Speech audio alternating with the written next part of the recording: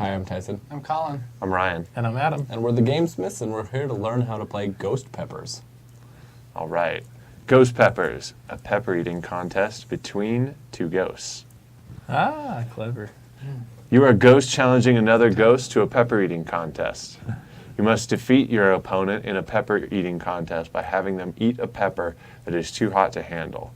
The first player to do this twice wins the contest.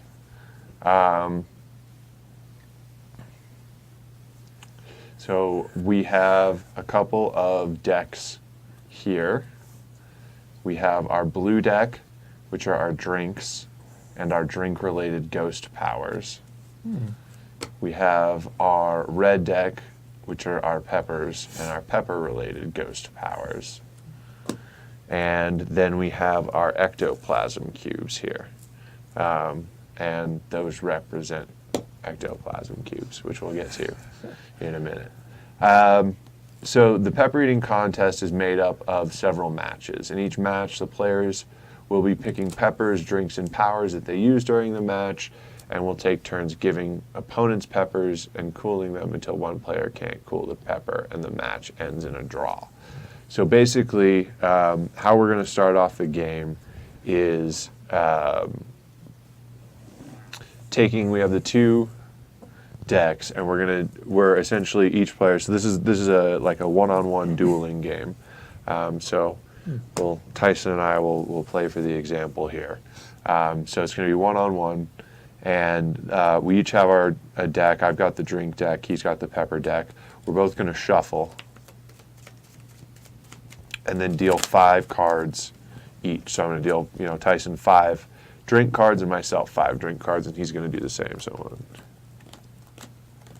if this is a dueling game and there are 4 of us hanging out playing it, you could almost call this a dueling club. True. Couldn't you? Maybe.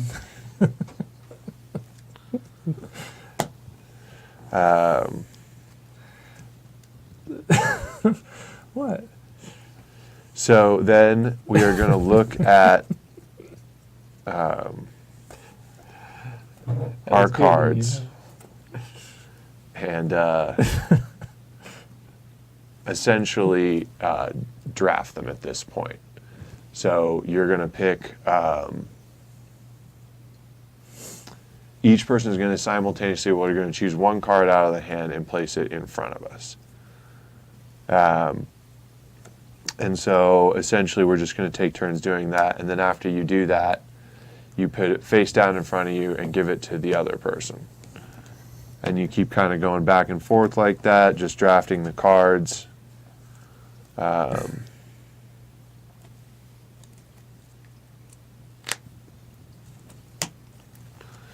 Back and forth, and we can kind of keep doing this.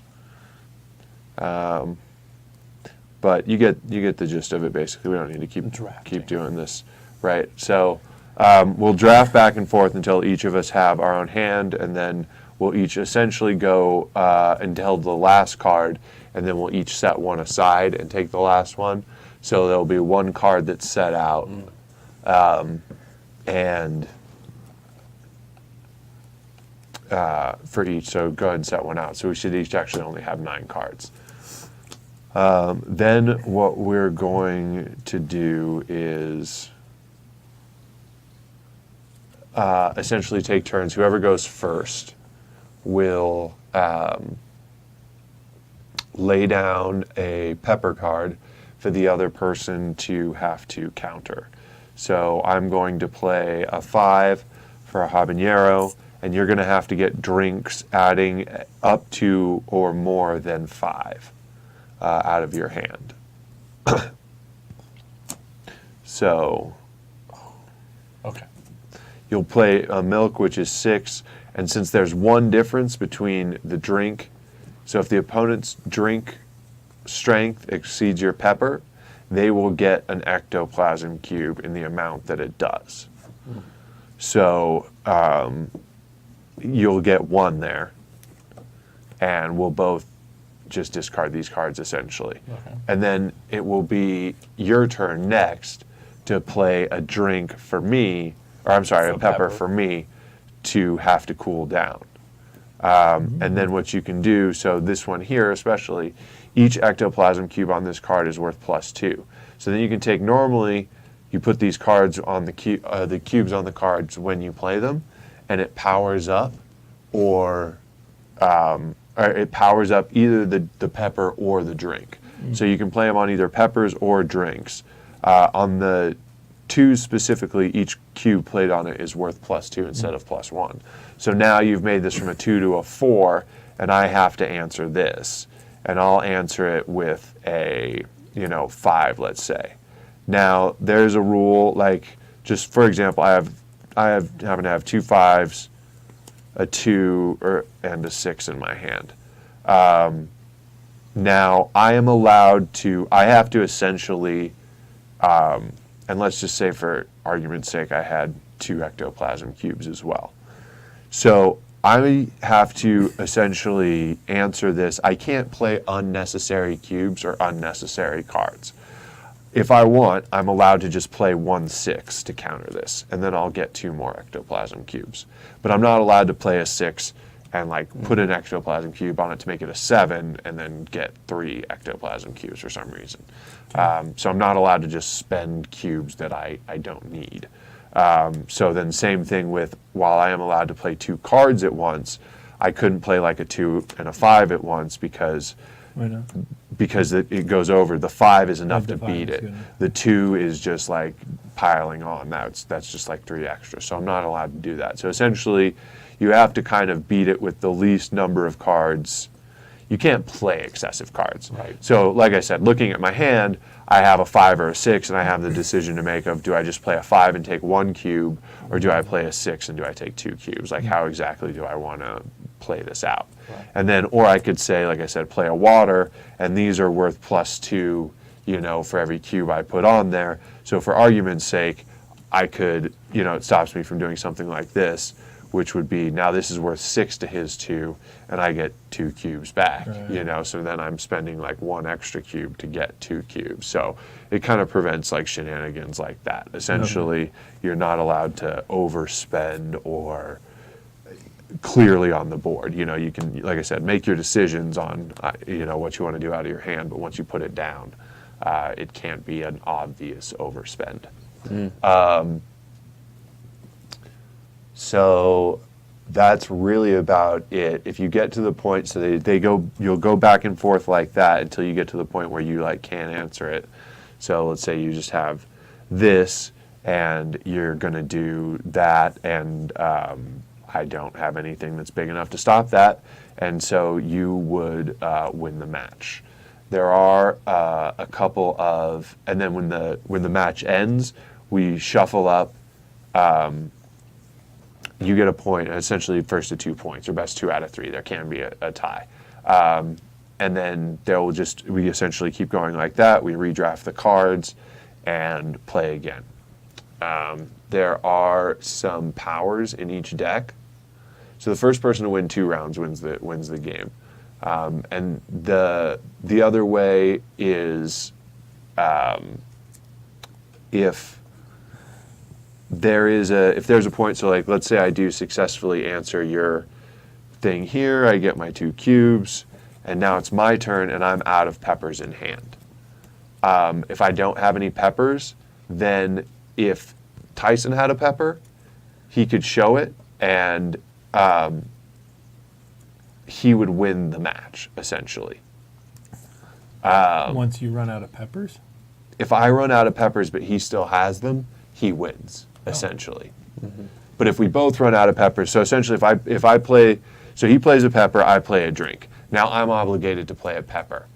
If I can't, I say I can't play a pepper. If he says I'm also out of peppers, then this round just ends in a draw, and nobody gets the trophy token, nobody gets the win.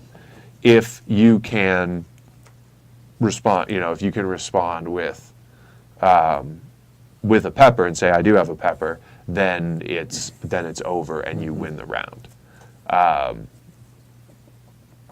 Even if I could cool the pepper off, it doesn't matter anymore. I'm out of peppers, you still have peppers. Right. Game over. There are a couple of powers. So other than that, there are a few. So just kind of explain the cards. So most cards, they have their name. We got a little ghost pepper here. It's called ghost pepper, and it's a 6, and that's how powerful it is. So their devil's tongue's a 4, and they have different things like that. Then there are the couple of specific cards. There are the 2s, which both, as we saw, get a bonus from ectoplasm, or get 2 for ectoplasm. And then there are the 3s, which allow you to steal a cube from your opponent. Do you have the 3 drink? I believe it does the same thing. Yeah. So if I play the jalapeno, I can take I can just take an ectoplasm from Tyson. I'm not allowed to use it this turn, so I'm not allowed to say I play that, take the cube, and put it on there, and now it's a 4. I just have to take it and use it in a later round. And so to be clear, you can put an ectoplasm on any card. Right. If it's on a 2, however, it's worth 1 more than it would normally be. Okay. It's +1 to every other card, and it's +2 to the when it's on the water or the Chipotle. Yep. Can you bank ectoplasms Yes. between rounds? You keep ectoplasm cubes between rounds. Or whenever you want them. Yes. And then finally, there are like the special power cards.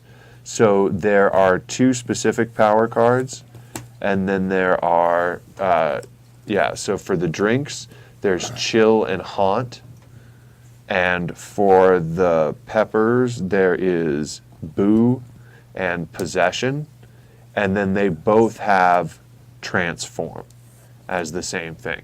So real quick, the pepper for the boo, you play with 1 pepper, and your opponent has to use at least 2 drinks to cool it, and they are not, they do not generate ectoplasm cubes.